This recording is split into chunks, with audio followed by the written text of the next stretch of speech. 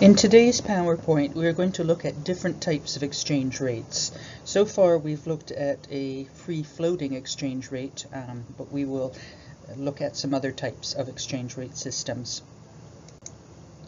So the different types of exchange rates. One, we could have a fixed exchange rate, where one currency is fixed or pegged against another. And to do this, the government has to use vast amounts of foreign currency reserves, and we'll see why as we move through this PowerPoint.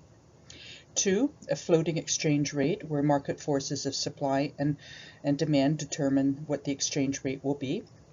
And three, a managed or a dirty float, where there's an upper and lower limit set to where the currency can fluctuate. It still uses foreign currency reserves, but not as much as the fixed rate, and it tends to add stability. So a fixed exchange rate system. In a fixed exchange rate system, exchange rates are fixed by the central bank of each country and are not permitted to change in response to changes in supply and demand of currencies. Maintaining the value of the currency at its fixed rate requires constant intervention by the central bank or government by buying or selling reserve currencies, as well as making other adjustments in the domestic economy.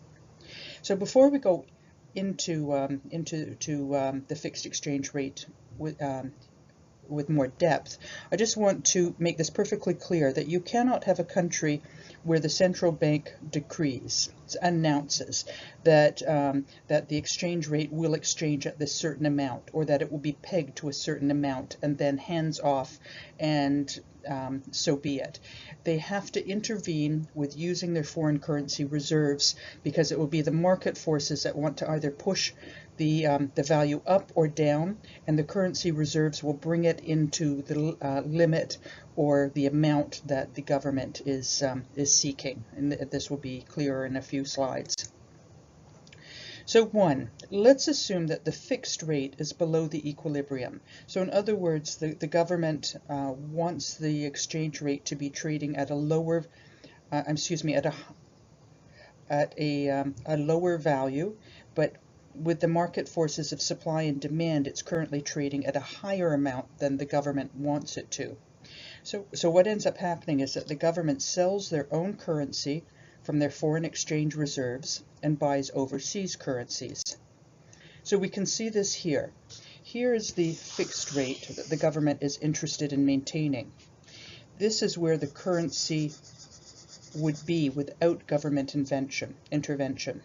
So what the government does is that they buy up foreign currencies, and in so doing so, they bring their own currency to the foreign exchange market, thereby increasing the supply of their own currency in the foreign exchange market. And so the value has gone from here to where they want it to be. So it's through the actions of the government or the central bank selling off their currency to the foreign currency market whereby we reach this fixed rate. It does not happen on its own, and it does not happen because the government says so. So let's look at another situation where the equilibrium rate, so again if it's trading in the market, is going to be below the fixed rate. So it's below the rate that the government wants the currency to be trading at. So in other words, we're going to have a surplus of the national currency. So the solution is that the government buys up their currency with their foreign reserves. When they buy the currency, their foreign reserves will fall. So they're going to buy up their own currency from the foreign exchange market, reducing thereby the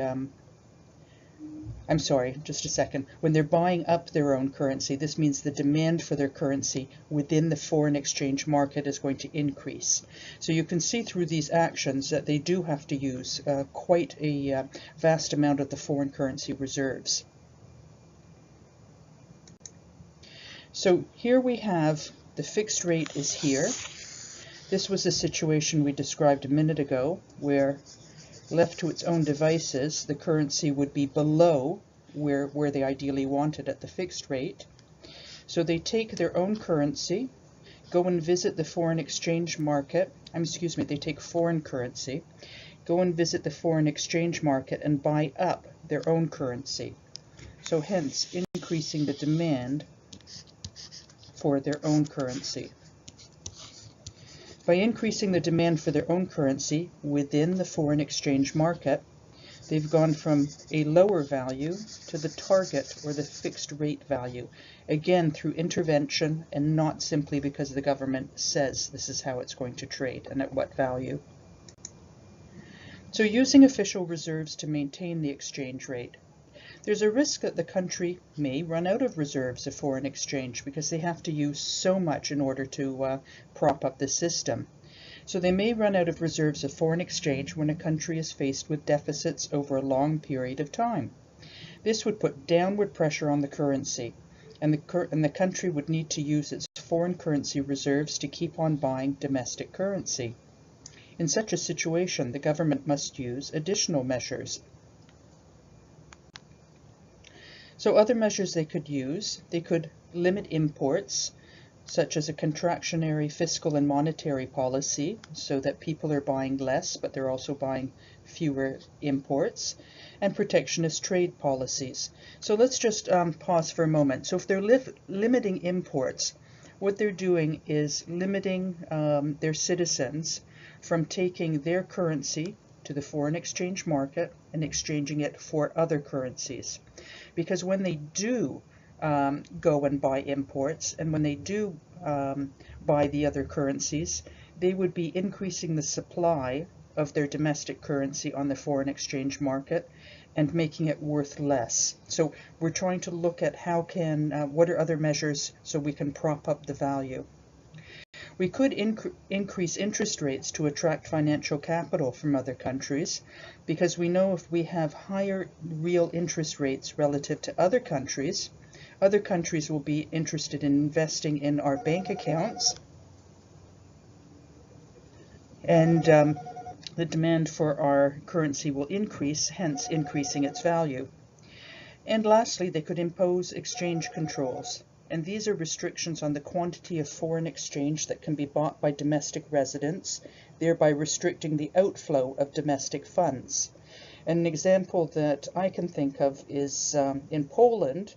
My own father has bought a condo and he's interested possibly in selling it, but there are restrictions in Poland of how much money he can take out of Poland, and so he can't easily exchange the zloty for other currencies. So here is an example. Short of dollars, Venezuela tightens currency exchange controls. So what they've actually done in Venezuela is that they've lowered the amount that travelers may spend abroad on their credit cards by half. And so what they're trying to do is prevent the Venezuelan currency from leaving the country.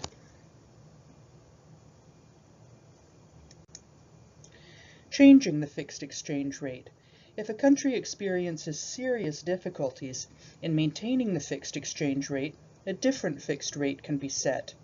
So in this system, we're dealing with a fixed exchange rate. We're going to use a lower value is going to be called a devaluation, and a newer, higher value will be called a revaluation. So watch the terminology, because on a data analysis, you could be asked to define either of these terms. And so you would have to say that it's a change in value for either higher or lower within a fixed exchange rate system. And just as a reminder, when we're dealing with a free floating exchange rate system, we use the term appreciate and depreciate. So please watch the terminology. So let's jump to the exchange rates in a managed float. So this is important to realize that this is in essence the current exchange rate system in use since 1973 for most of the world's countries. So in this system we have exchange rates that are for the most part free to float to their market levels, meaning their equilibrium levels, over long periods of time. But the central banks periodically intervene in order to stabilize them over the short term. So they don't want short-term fluctuations where the currency is going up and down and up and down. But over the long term, it is more or less free to float to their market levels. In a managed float, the currency is supposed to move towards its long-term equilibrium position determined by the market. The central bank intervenes to prevent major and abrupt fluctuations that may be destabilizing for the economy. So what could the central bank or government do to keep the currency from fluctuating too much? Well, they could use foreign currency reserves to buy and sell currencies.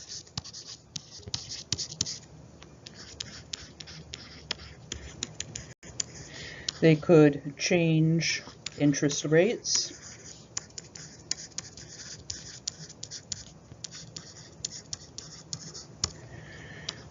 They could also use demand-side policies, so influencing aggregate demand, so whether they wanted aggregate demand to be lower, and so hence people would buy fewer imports, as an example. Let's see what else. Oh, they could use protectionism, again, if they're trying to limit the amount of imports, and I'll just put etc. Now, let's look at pegging exchange rates. A number of developing countries peg or fix their currencies to the US dollar, and a number of transition economies peg their currencies to the euro. The pegged currency is allowed to fluctuate within a narrow range above or below relative to the dollar or the euro, and the central bank again intervenes to keep it within the limits. So in this case, the currency is allowed to fluctuate from within this band, and then the country is satisfied that they've reached their goals. So the problem of overvalued or undervalued currencies. Overvalued currencies. We know that imports become cheaper, and many developing countries have wanted cheap imports, particularly with capital goods, to help them build up their industrialization. We do know that exports become more expensive, and domestic producers can be hurt because now they have to compete with these cheaper imports. Undervalued currencies. We know that exports become relatively less expensive to foreign buyers, and some developing countries have used undervaluation as a method to expand their export industries, expand their economies, and therefore also increase employment. But it can be considered an unfair competitive advantage, and there can be retaliation from other countries and a lot of sort of disagreement and discourse if someone feels that someone is unfairly, or a country is unfairly devaluing or undervaluing their currency. And currency undervaluation can be considered a form of cheating and are sometimes referred to as a dirty float because of the tremendous advantage it gives you with your exports. So here's a case where the U.S. Senate is trying to propose a bill aimed at undervalued currencies. And so China, it says here, blasted a proposed U.S. bill that would punish countries for undervaluing their currency, saying it would undermine the global economy and potentially lead to a trade war.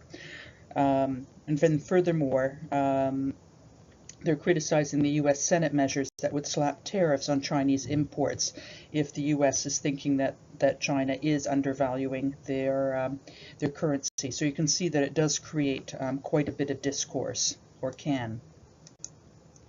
Monetary policy and conflicting objectives in an open economy. So this is important to realize. We've covered this before. But any economy has three internal macroeconomic objectives. They want price stability, full employment, and economic growth.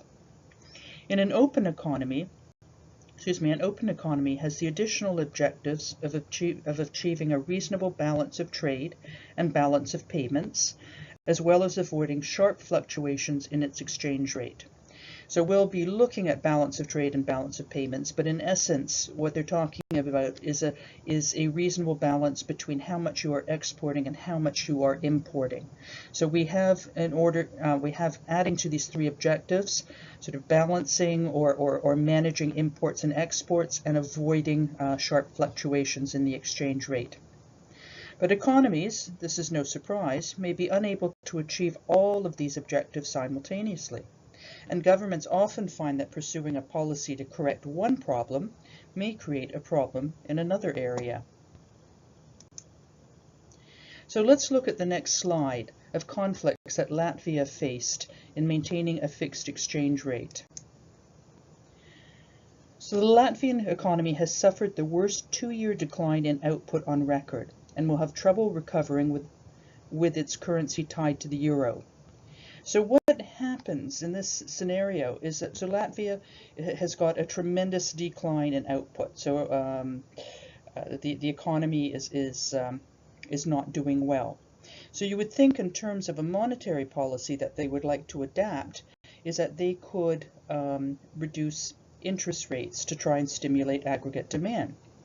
But because they have also pegged their currency to the euro, so the currency is tied to the euro, they have to be careful what interest rates policies that they adapt, because if they lower interest rates, we know that people will want to invest less in Latvian banks, but also Latvians may decide to take their money out of Latvia and invest in banks abroad, and in both scenarios the value of the Latvian currency would become worth less than it was before. Now, problematic with that is if you're tying it to the euro, you have to be careful of how you're letting your currency fluctuate. So ideally, an exchange rate should be predictable, consistent, and not open to outside interference by speculators. A past IB report comments, and I've brought this up in class, students were confused between the money supply and currency and suggested that the government could increase the money supply in the country, which would reduce its value and so the exchange rate. This is a common misunderstanding, and I quote from the IB. And we've discussed this in class. So in essence, if you are increasing the money supply, be careful that you're not de facto simply saying then the currency will depreciate. If you increase the money supply, several things might happen. You might want to now buy more imports, so you would then increase your money supply in the foreign exchange market and it would depreciate. You may take some of your currency that you've printed. You may go visit the foreign exchange market and buy up other foreign currencies, either for imports or to add to your foreign currency reserves, and again your currency would depreciate. But not to assume that simply printing money will lead automatically to your exchange rate becoming lower. We're actually going to do in class some student presentations on this, but if you missed the class, please do take notes on these pages. Thank you.